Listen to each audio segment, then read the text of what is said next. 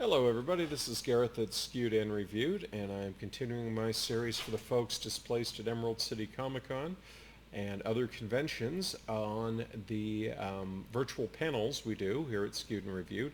Now obviously I'm used to speaking these in person to large rooms, large crowds standing up at a podium, but circumstances have changed and we have to do this virtually right now for you folks. And this is basically a test run. I have some things planned later in the year, and with certain sponsorships and things like that, I had to basically tell them, well, I decided that should the summer conventions not happen, we're going to do them virtually. So the message that you guys are conveying or want us to convey is still going to get out to the people. Now, you can see just over my shoulder here some movement, and that would be Flynn. He's decided to come in and listen. So there's your live studio audience, and if we're really lucky, there he is, see? With any luck, his brother will show up, and that'll really make things exciting because all it takes is them to look at each other the wrong way, and they'll chase each other around. But I don't think that's going to happen.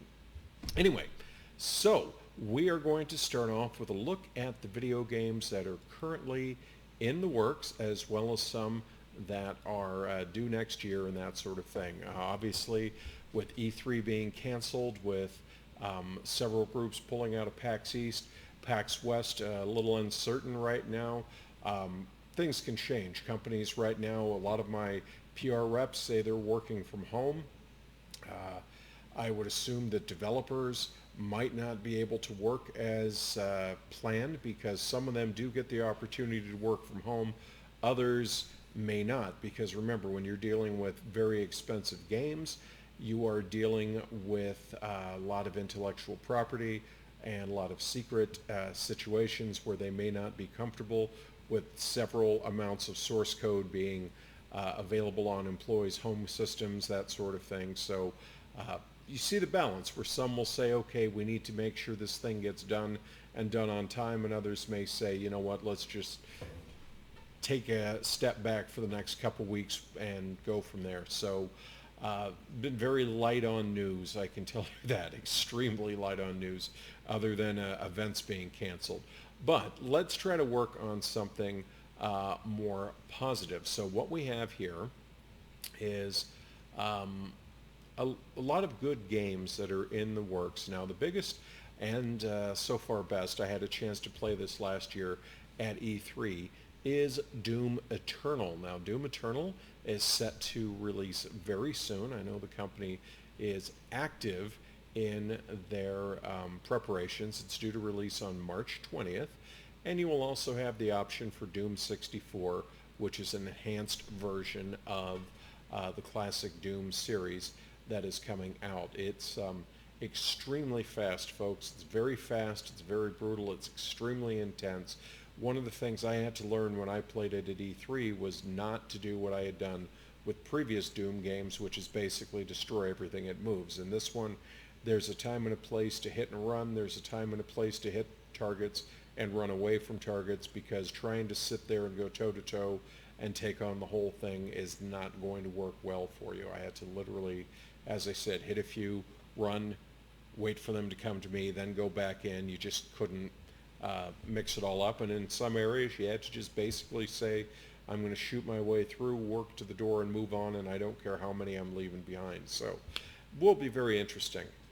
Another game that everyone's very excited over, Half-Life Alyx. Now, this is a VR-only Half-Life game, but it is the first new Half-Life game in ages, and I know a lot of people are extremely excited that Valve is not only back in the major game business, but we're getting a new Half-Life, and hopefully a lot of people have said hopefully it'll cross over to PSVR in time.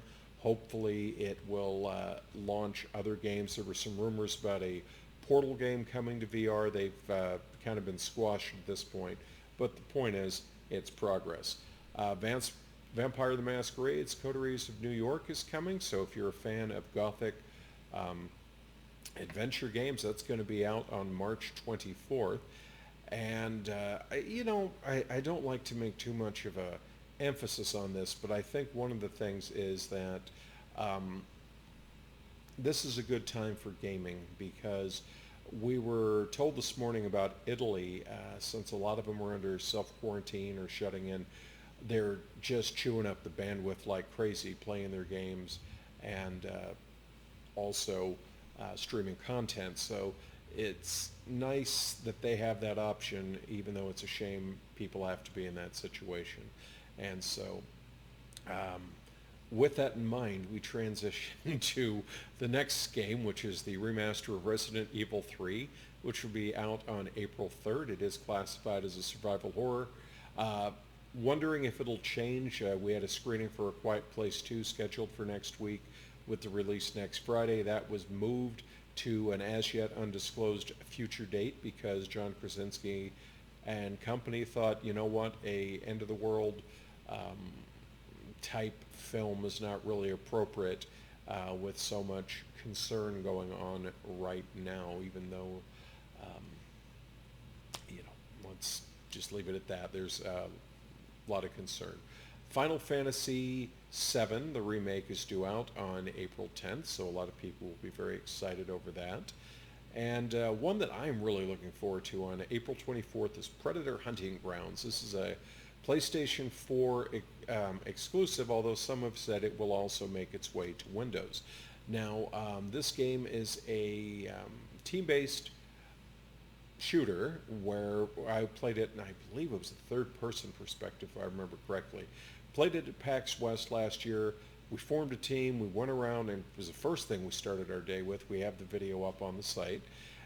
You run around. You take out not only live-action enemy players, computer-controlled players, or AI-controlled if you're being specific, and then one of the beauties of it is, oh yeah, one of the players is the Predator, and they're picking you off one by one.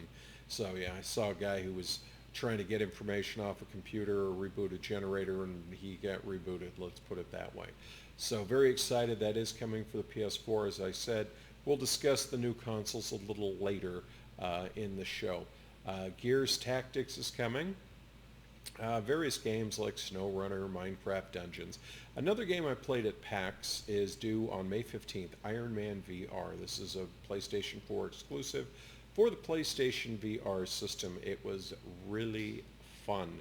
Now you take the hand controllers like that, out like that for the pulse beams, down like that to fly, and of course you have to move your hand accordingly to change directions. You also have to do things to change your height, your pitch, that sort of thing. You can hover and blast and so on and so forth. And it was a bit of a challenge to get used to flying through the rings. I actually found the combat much easier because I could just hover and blast. But actually when I had to, fly straight, turn, go up like this, drop myself down, that took a little bit of challenge. And the funny thing about it is I'm standing here, had the helmet on, and it felt like I was wrapping the cord around my legs. So I'm kind of debating that when I play it at home, maybe, just maybe, I might try it seated and see if I have a little better luck. I didn't have that option at the at PAX, so we'll see.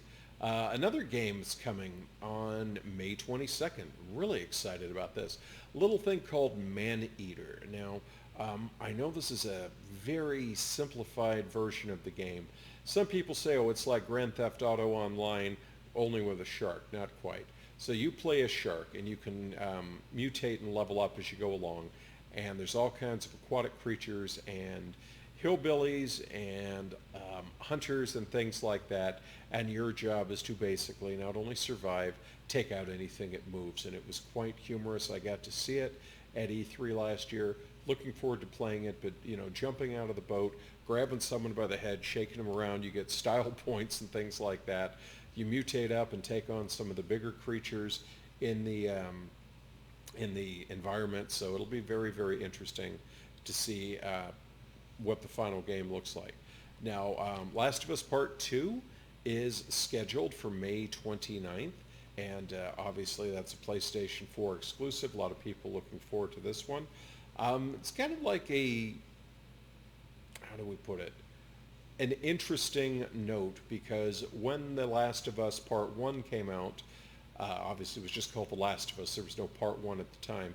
It came out for the PlayStation 3, and it was considered to literally push the system to its absolute limits. Now, shortly after the PlayStation 4 came out, there was a remastered version that allowed the features of the new game system to be played in it. And so a lot of people are wondering if The Last of Us 2 is going to push the PS4 to its technical limits. And some have even wondered, saying, well, are they going to have a remastered version on the PS5, that sort of thing. I don't know.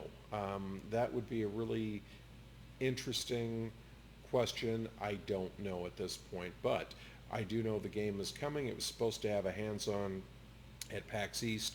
That part got canceled, but a lot of people are very curious about this one because what we've seen looks simply amazing.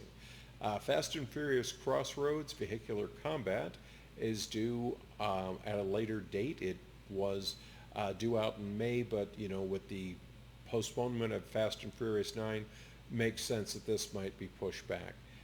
Death Stranding is coming to Windows on June 2nd, and Ghost of Tsushima is finally coming to the PS4 on June 26th. Now, this is an exclusive where you basically play a samurai, and it looks absolutely beautiful.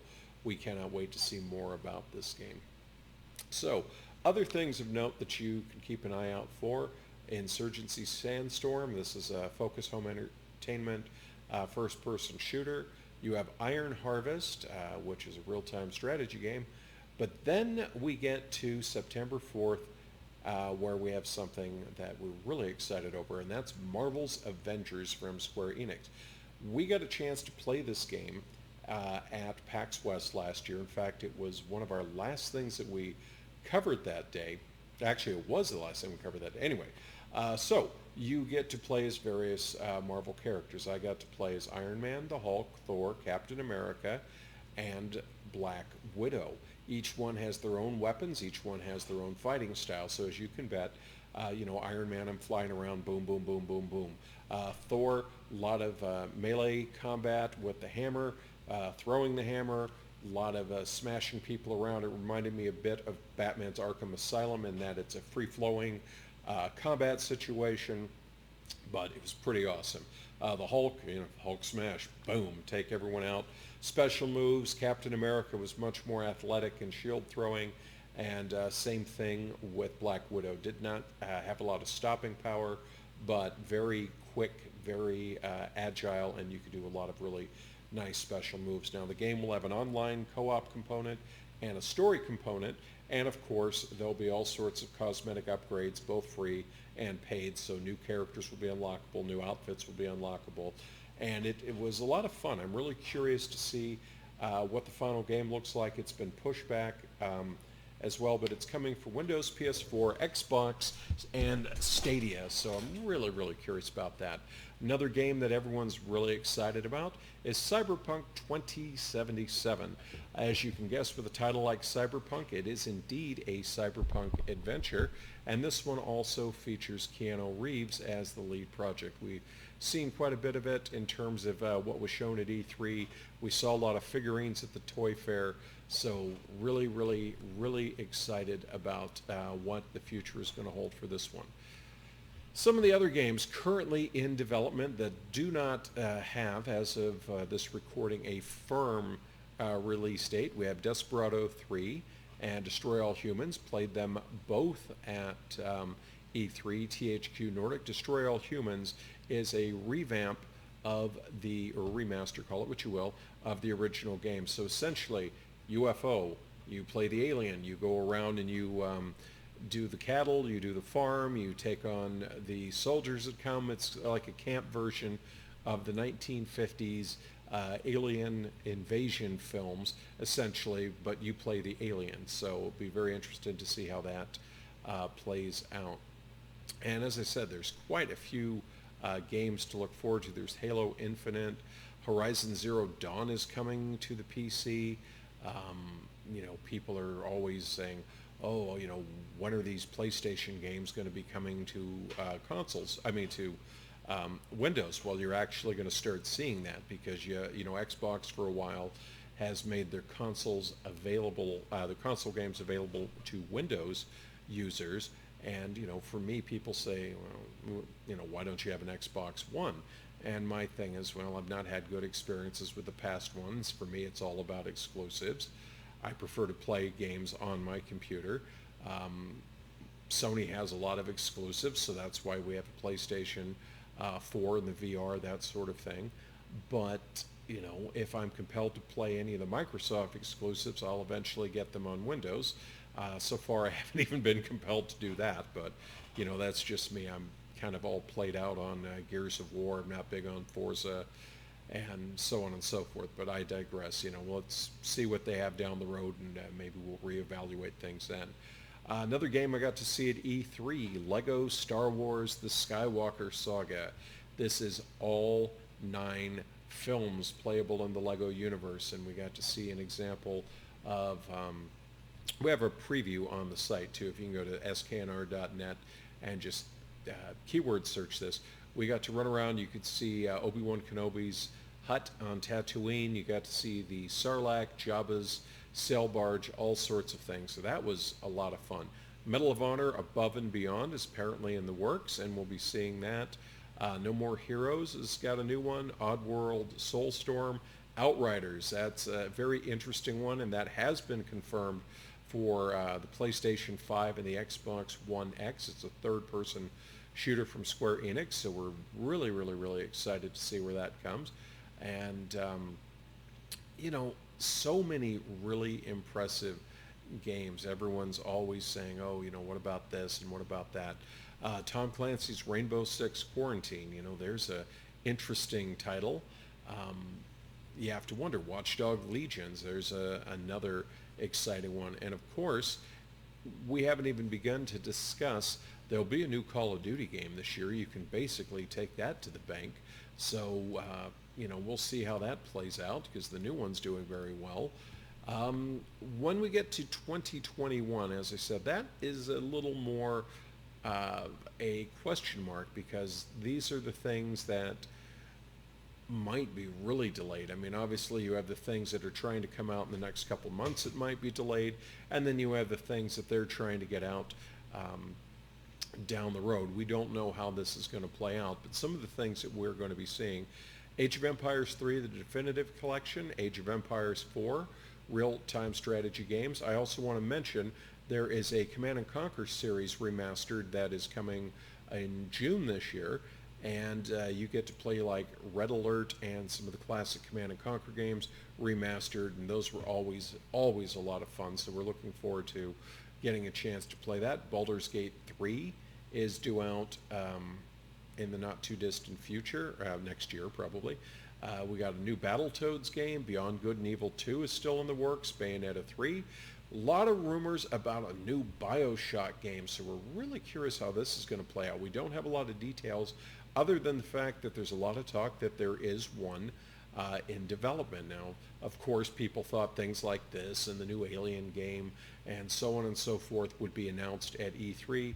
E3 is not going to be happening, so we're going to keep an eye out to see if these are just updated to us through press releases or conventions down the road. It'll be very interesting to see how that plays out. I'm kind of wondering if certain conventions that are scheduled for the summer do indeed happen. Are they going to have a larger than usual game component to their movie and news and television things? Who knows? Who knows? That's all in the future, and it's definitely fun to speculate over. Diablo 4 is still in the mix, but take that with a grain of salt. These things are often delayed all the time, especially from them. Dying Light 2 is in the works. Got to look at that at E3 last year. Loved what I saw. That was in the works, and it's been delayed. It was due out by now, or very close to now. It's been pushed back. One of my speculations is that I think they put the original one out, and they had planned to make it for the previous generation of consoles, and they found out that, it just cannot be done without compromising what they were planning to do. And so we'll see. We will see. I'm kind of thinking that maybe they got deep into development, started to look at it and said, we have new consoles coming out in a few months. Maybe it's best just to rework this to make it a launch title for that, and then we could see about making a version for the existing console generation. Who knows? It's, I asked them about that in an interview. They didn't really discuss it other than saying they're keeping all the options or looking at various platforms. So you know how that is. It's you may have hit on something, but we can't talk about it now. Earthworm Jim 4, Elden Ring, and of course there's the Elder Scrolls 6 that is in development now. I want to caution you folks, this is probably way out in development. A lot of people, I can pretty much say you're not going to see it this year, maybe at the end of next year at the earliest.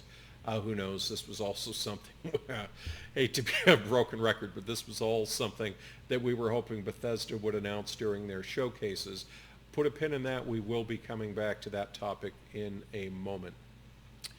Some other things to keep an eye out: Metro Prime 4, a new Overwatch, Payday 3, and a new Project Cars game, another Serious Sam game, of course. Star Citizen still in development. I'll believe that when I see it. System Shock 3. There's, of course, another Call of Duty game planned for later next year as well. So we'll see how that plays out. Now, no secret, we've got brand new consoles coming from PlayStation and from the Xbox. We're looking forward to seeing what they can do. Looking forward to seeing the exclusives announced on them. We understand that they're backwards compatible, so that's always a good thing, meaning your games that you have now will be able to play on them. One thing that I'm just wanted to have a look at, as you obviously, if you're watching this, know, this is a form of virtual panel. And as I said, if I had more time and wasn't doing the magazine layout, we would have been outside filming. We would have done podiums, all sorts of stuff like that. As you know, when we do these panels live at like Fan Fusion and stuff, we have some video clips to show you. We have some things behind us, but I just did not have time to edit out all of this stuff in the video and get it to you around the time frame, but I digress on that.